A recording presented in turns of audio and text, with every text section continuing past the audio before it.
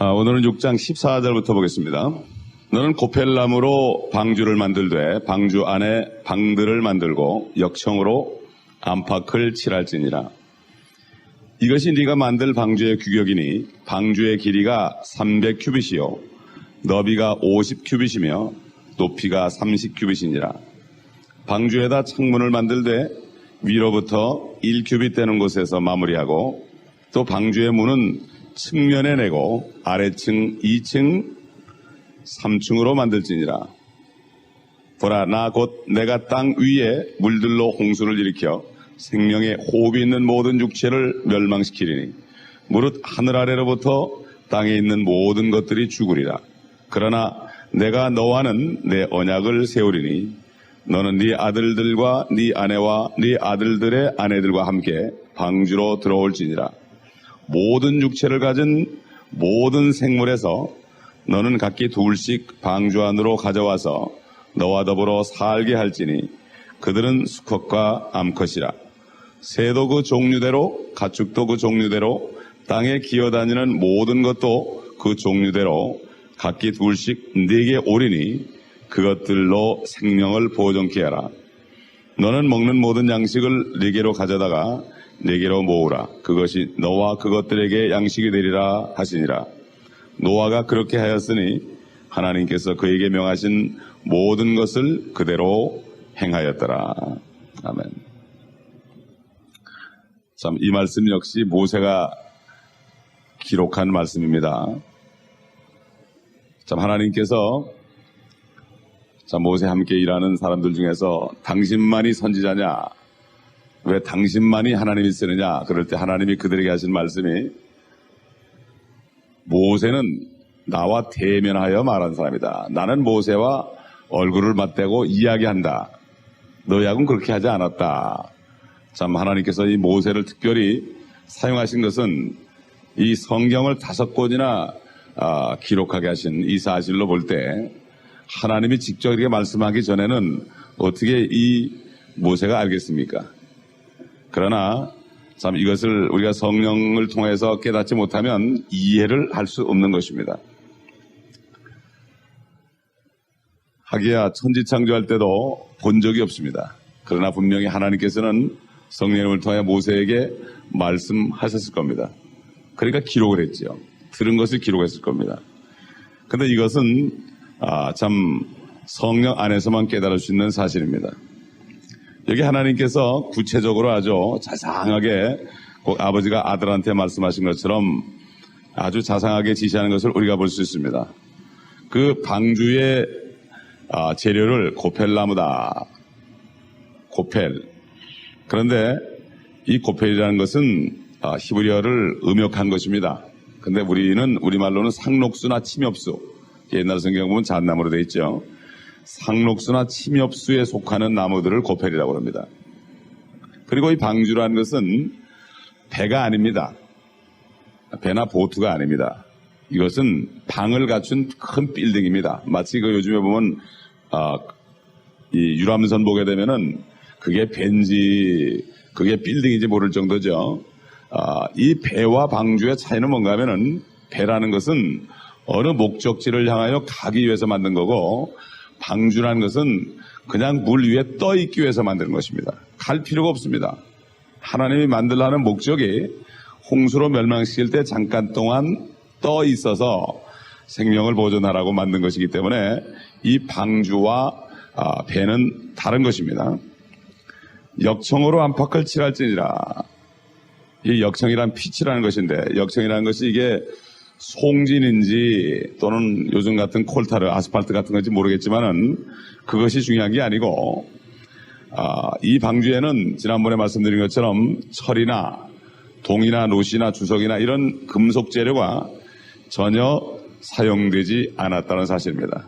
가인의 후예들이 하던 그 직업에 있는 그러한 철제품들이 금속 제품들이 전혀 사용되지 않았고 소위 나무들 무기물이 아니라 유기물, 살아있는 나무들로 만들어졌다. 이 철이나 동이나 이런 것들은 무기물 아닙니까? 죽은 것들입니다. 죽은 바로 재질입니다. 그러나 이 고펠나무, 나무는 유기체로서 바로 살아있는 그러한 물질입니다. 그런데 우리가 여기서 하나 봐야 될 것은 살아있는 나무가 노아와 그 식구들과 모든 생물들을 살리기 위해서 도끼든지 어디에 찍혀서 먼저 죽어야 됐다는 사실입니다. 그 방주의 재질이 전부 살아있는 나무들이 그 안에 들어가 있는 사람들을 살리기 위해서 죽었다는 사실을 우리가 여기에 기억을 하게 되면은 우리 주님이 우리 때문에 죽으셨고 우리를 그 품에 안으셨다. 예수 안에 있다. 그래서 우리는 바로 그래서 방주를 바로 예수 그리스도의 모형이라고 그럽니다. 그 예수 그리스도를 믿는 것을 바로 방주 안에 들어오는 것이다. 제가 과달라라 가가지고 신학교에서 강의를 하고 전도 훈련을 시켰는데 어떤 형제가 나가서 전도를 하는데 간증을 하는데 참 재밌는 간증을 하더라고요. 그 한 청년이 그렇게 예수 믿으라고 그래도 안 믿는다고 그래서 이 방주에 대해서 설명을 했다는 거예요. 이 멕시코 사람들이 원숭이를 제일 멸시합니다. 원숭이 그러면 너 원숭이 같다 그러면은 아주 참 모욕적인 말인데 이 형제가 성령님께서 지혜를 주셔가지고 방주를 얘기하면서 그 방주 속에 무엇가 들어가는지 아느냐? 사자도 들어가고 곰도 들어가고 호랑이도 들어가고 소도 들어가고 개도 들어가고 그 다음에 뭐도 들어간 줄 아느냐? 원숭이 새끼도 들어갔다. 원숭이 새끼도 들어갔는데 네가 안 들어가면 어떻게 하느냐? 너는 원숭이에서 못한 거 아니야? 그랬더니 그냥 정신이 번쩍 들더니 예수 그리스도를 영접했다는 간증을 들은 적이 있습니다. 이렇게 방주는 바로 살아계신 하나님이 죽으심으로 우리를 그 안에 끄집어들여가지고 바로 예수 그리스도 안에 있기 때문에 예수 그리스도 안에는 결코 정죄함이 없나니 죄의 값이 사망이기 때문에 그 안에 있는 사람은 사망에 처하지 않고 선물은 바로 예수 그리스도 안에 있는 영원한 생명이니라. 바로 이런 면에서 이 방주가 우리 주님의 몸과 같은 역할을 했다고 할 수 있습니다. 주님은 살아계신 하나님이고 방주도 살아있는 그러한 나무들이 잠깐 죽임을 당했을 때 그 노아 식구들과 수많은 생물들을 다 살렸다는 얘기입니다. 15절에 보게 되면은 거기 이제 규격이 나옵니다. 300규빗, 길이는 300규빗이요. 그 다음에 너비가 50규빗이며 높이가 30규빗이다. 이 크기에 대해서 참 여러 가지 논쟁이 많습니다. 이 규빗을 어떻게 해야 될 것인가. 근데 어제 말씀드린 건 규빗은 팔꿈치로부터 이 손가락, 두 번째 손가락 끝에 까지의 그 길이죠. 예, 어떤 분은 조금 손바닥 하나 더 넓이도 한 거라는데 하여튼 그게 중요한 것이 아니라 왜 이 규격 때문에 논쟁을 하는가 하면은 규격 자체 때문에 그런 게 아니고 이 신학자들이 이 많은 생물들이 어떻게 다 들어갔을까? 그걸 생각하는 거예요. 몇 규빗 그러면 그냥 그대로 아멘 하면 되는데 자기들 생각은 그걸 생각 안 하고 이 많은 동물들이 어떻게 들어갔을까? 그러니까 이 크기가 이게 틀림없이 규빗이 아닐 거다. 이렇게 생각하는 거예요. 그래서 우리가 성경 말씀을 받을 때 두 가지 자세가 있습니다. 첫째는 어떻게, how. 어떻게라는 거는 내 머리로 생각했을 때 이해가 안 갈 때 어떻게 해요. 그런데 왜 요 정도밖에 안 만들었을까? 왜 길이가 한 170m에서 200m 정도밖에 안 되는데 다 들어갈 수 있게 만들었을까? 왜 그렇을까? 그러면 그 들어가는 존재들에게 어떤 방법이 있지 않겠는가? 이렇게 왜 그러는가 하고 어떻게 그러는가 하고는 정말 하늘과 땅 차이입니다. 하나님께서 왜 이렇게 말씀하셨을까? 어떻게 이렇게 말씀하실 수 있을까? 그러면 불신이 오게 됩니다. 그렇기 때문에 성경을 볼 때 따지게 되면은 결국은 하나님께서 귀를 닫아주시고 눈을 멀게 합니다. 이스라엘 민족들이 하나님의 말씀을 듣지 않았기 때문에 듣지 않았다는 것은 순종하지 않았다는 얘기거든요. 귀로는 들었죠. 그러나 순종하지 않는다는 것은 믿지 않은 거죠. 믿지 않을 때 이사야 선지자를 보내가지고 가라. 저들의 눈을 감게 하고 저들의 귀를 멀게 하라고 그랬죠. 예? 보통 이제 전도할 때 주여 내가 있사오니 나를 보내소서 이거를 이제 전도로 사는데 거기서는 사실 전도가 아니고 말씀을 못 듣게 하고 못 보게 하기 위해서 선지자 이사야를 보낸 것입니다. 이것이 바로 이사야 6장에 나오지 않습니까? 예를 들어서 어떤 학자는 말이죠. 이 방주는 너무 작아서 동물들이 다 들어갈 수 없다. 그렇게 얘기를 했어요. 이게 모순이다. 이 성경은 뭐가 잘못됐다. 그러니까 그 학자에게 어떤 사람이 물어봤어요. 그러면 학자님은 그 방주가 얼마나 크고 동물이 몇 마리나 들어가는지 아십니까? 그러니까 난 그건 잘 모른다고 그러더래. 그러니까 무조건 하나님 말씀 공격하는 거야, 무조건. 공격을 하려면 그래도 치수 정도는 알고, 그래도 자기가 계산을 해가지고 동물이 몇 가지가 있고 그러니까 몇 마리가 들어가니까 이게 부피가 얼마 된다. 이 정도는 따지고 얘기해야 되는데 그것도 안 따지고 무조건 그냥 모순이다. 요즘 그렇지 않습니까? 성경을 연구를 하지 않습니다. 그냥 대충 보고 그냥 누가 얘기하면은 함께 그냥 무조건 자기도 동참해가지고 성경을 부인한 것을 많이 봅니다. 그렇기 때문에 성경이라는 거는 한 단어가 빠지거나 더해지거나 이렇게 될 때 한 토시 때문에 달라지는 경우가 있는데 이거를 성경을 잘 보질 않고 관심이 없기 때문에 성경이 바뀌어지고 빼지고 더해져도 별로 관심이 없는 세대가 되었습니다.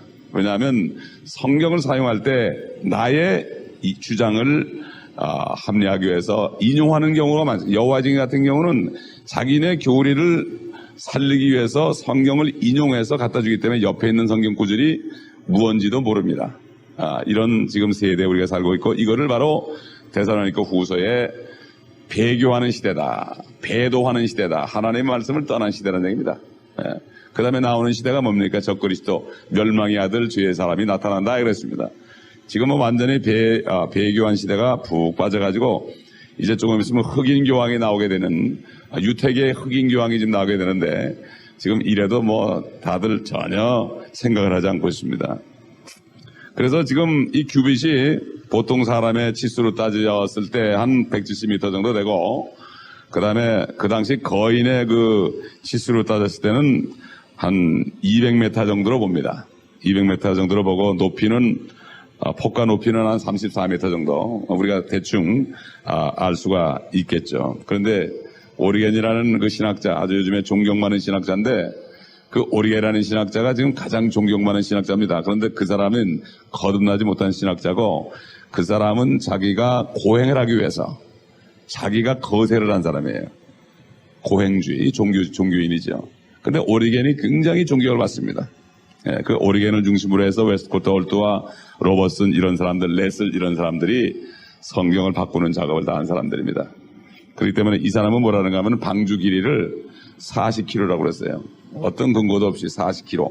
여러분 방주를 40km 상상해 보세요. 마일로 따져도 말이죠. 2점 몇 마일인데 그런 방주가 세상에 생각도 안 하고 그냥 자기가 40km, 폭을 1.2km. 그러니까 가장 위대한 신학자이기 때문에 그 얘기한 대로 믿어야 되는 거예요, 사람들이. 그렇게 많은 사람이 그걸 따라갔습니다. 참 얼마나 참 우스운 얘기가 되겠습니까? 요즘도 마찬가지죠. 유명한 사람이 얘기를 하게 되면은 그것은 아무도 반기를 들지 못하고 따라갑니다. 예를 들어서 찬송가에 꼭 하나님 아버지만 있어야 되느냐. 요즘에는 남녀 평등 시대인데 어떻게 이렇게 우리가 계속 부를 수 있느냐. 이제는 하나님 어머니라고 불러야 되지 않겠느냐. 이렇게 얘기해도 아무도 반대하는 사람이 없어요. 참 이상한 일입니다, 요즘에. 이제 곧 그 찬송이 나온답니다. 16절 보겠습니다. 방주에다 창문을 만들 때 위로부터 1규빗 되는 곳에서 마무리하고 또 방주의 문은 측면에 내고 아래층 2층 3층으로 만들지니라.